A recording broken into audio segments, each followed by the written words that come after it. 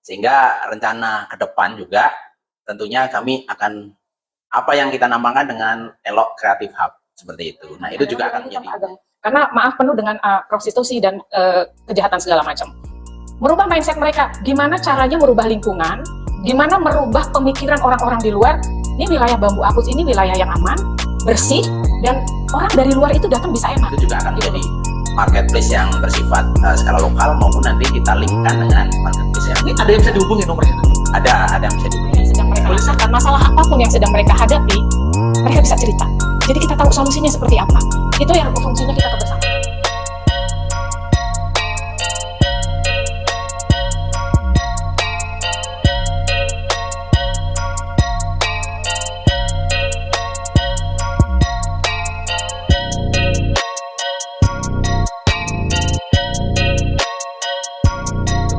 Pak Ageng, kata kuncinya adalah bukan hanya membangun gotong royong antara pemerintah dengan komunitas warga Rusunawanya saja, tapi juga bagaimana membangun gotong royong dengan para stakeholder yang lain. Betul sekali. Baik itu pihak swasta melalui CSR-nya, maupun juga lembaga-lembaga lain yang punya tujuan visi misi yang sama. Iya.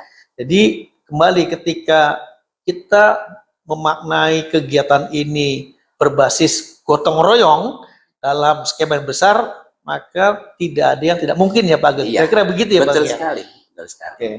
Nah, jadi Sobat Ngopi, kalau kita mendengar paparan Pak Ageng, maka akan sangat terlihat lebih mudah untuk hidup di Rusunawa, untuk bisa lebih berdaya, karena birokrat atau ASN yang ditugaskan bukan semata-mata menjalankan sebatas tugas pokok dan fungsinya, tapi juga ada panggilan untuk bisa memfasilitasi semangat gotong royong, baik itu internal maupun eksternal, demi kemajuan tentunya warga Rusun. Kira-kira begitu ya Pak Ageng ya? Betul sekali. Oke.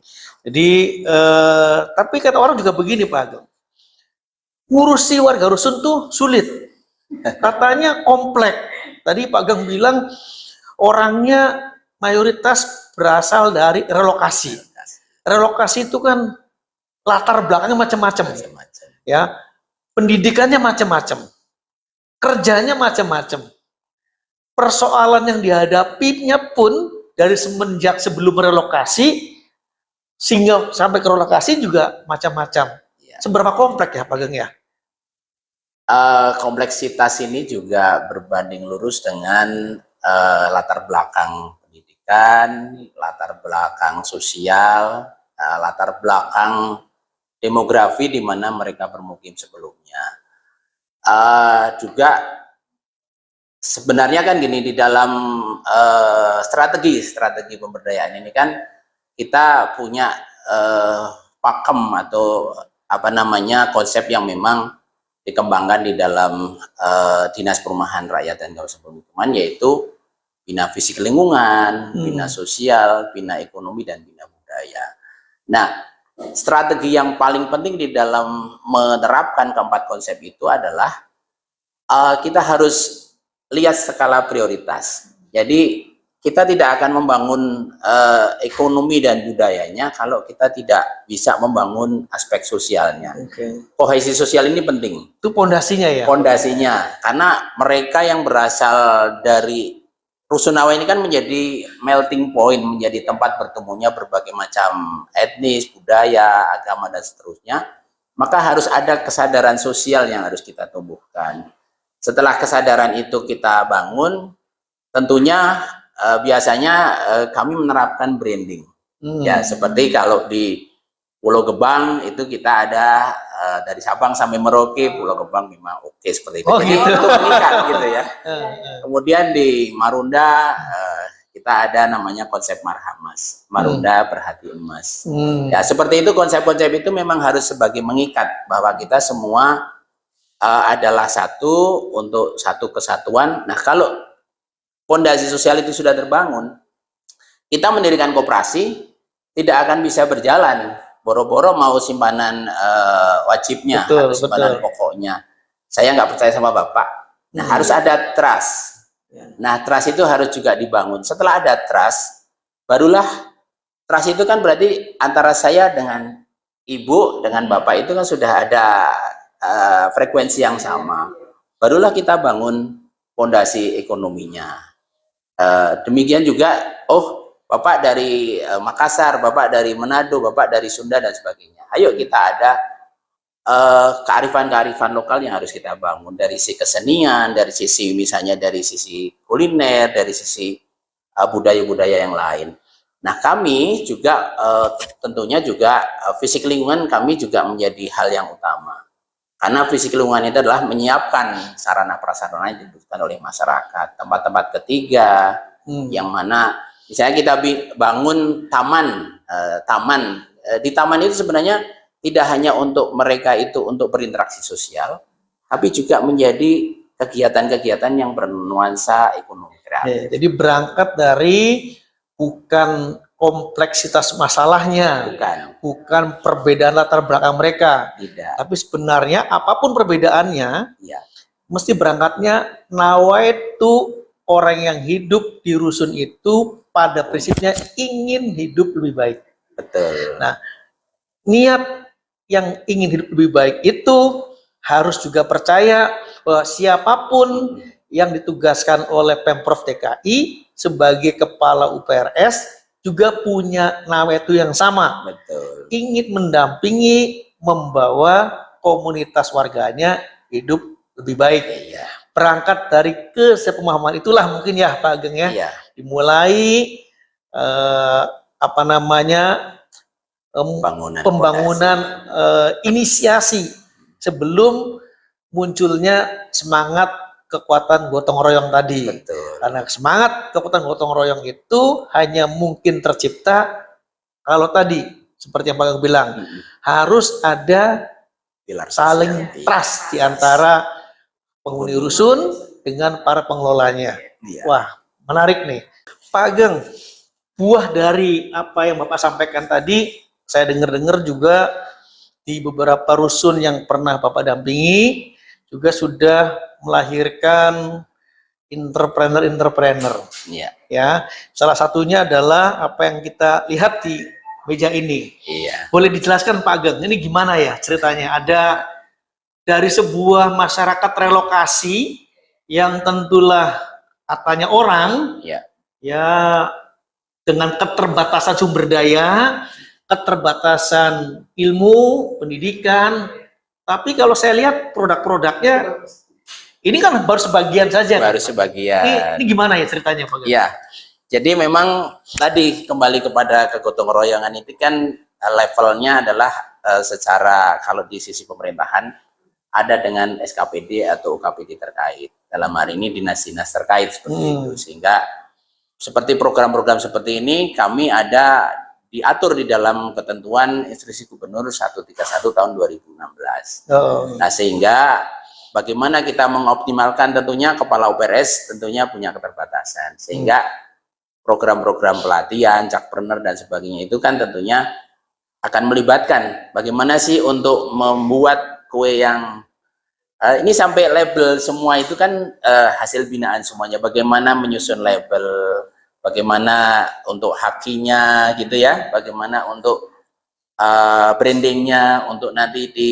marketplace-nya seperti itu tentunya memang proses yang panjang nih Pak Haji. Jadi memang tidak semua yang penggiat-penggiat ini memang sampai kepada lulus lah gitu ya. Nah, ini termasuk apa namanya, makanan-makanan khas Betawi ini salah satu yang memang sudah lolos kurasi gitu ya. Sudah lolos kurasi dan ini kami kadang-kala kalau ada kegiatan-kegiatan apa, saya selalu saya pesankan seperti itu. Nah, seperti jadi memang ini proses yang memang cukup panjang kan gitu.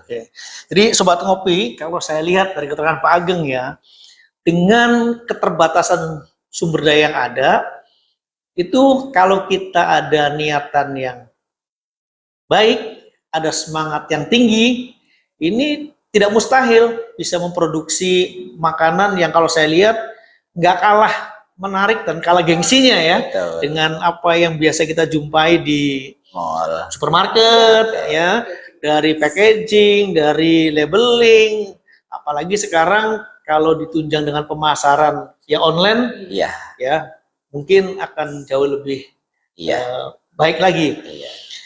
Makanya saya dengar tadi sembari saya jalan ke sini ada yang bilang Pak Ageng itu bukan cuma kepala UPRS, beliau juga salah satu tenaga pendamping bersama GK gitu. Jadi multitasking ya, Pak Ageng ya, multitasking ya. Satu sisi apa bisa berdiri sebagai birokrat yang tupoksinya A sampai Z-nya jelas. Satu sisi lagi adalah bersama-sama GK Indonesia untuk terjun mendampingi masyarakat agar bisa lebih baik. Iya. Seberapa kenal jauh Pak Ageng dengan GK Indonesia?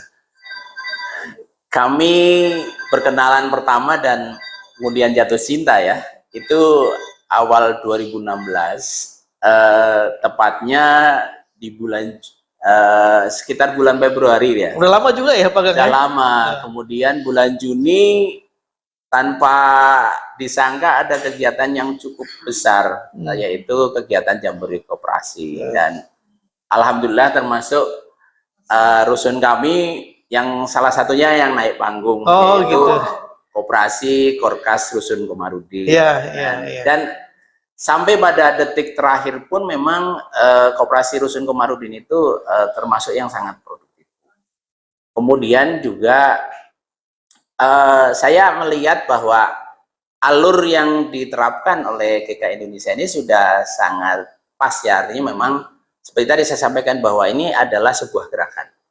Saya dimanapun selalu itu platform itu saya pakai di mana-mana. Kita jangan terjebak dengan program. Kalau program itu selesai, program selesai gitu. Karena kalau sudah gerakan itu akan ada snowball effect, akan semakin besar semakin besar. Ketika saya coba duplikasikan di tempat lain, di rusun lain seperti di Marunda, saya membangun taman di salah satu blok di klaster D itu.